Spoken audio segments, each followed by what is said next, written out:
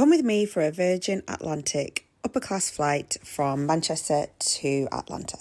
As always, welcomed with a little glass of champers, and also I had a quick look at my goodie bag, but let's come back to that. First up, the menu. There's nothing like getting a full a la carte menu.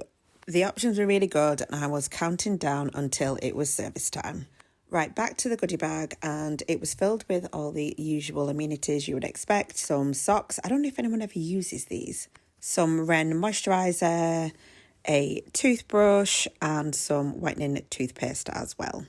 The standard earplugs, I think these are a little bit rubbish, but the lip balm was excellent. And also some hand cream because, dryness. Excuse the very unflattering angle, but let's get settled in. Wheels up and laters, Manchester. If you're flying Virgin Upper, make sure you get a seat on the left-hand side of the plane. That way you get a good window view, and in my opinion, this is the best in terms of configuration because you're not looking at somebody else sat across from you. Now, despite the screen being a little bit smaller than I've seen in other business classes, the selection on offer was really good.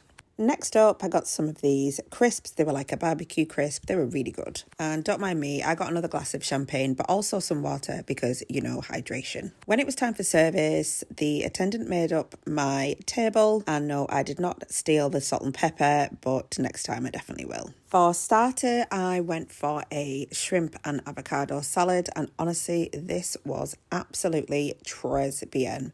Top-notch salad. Then for my main, I had a chicken pie with mash, and this was also excellent.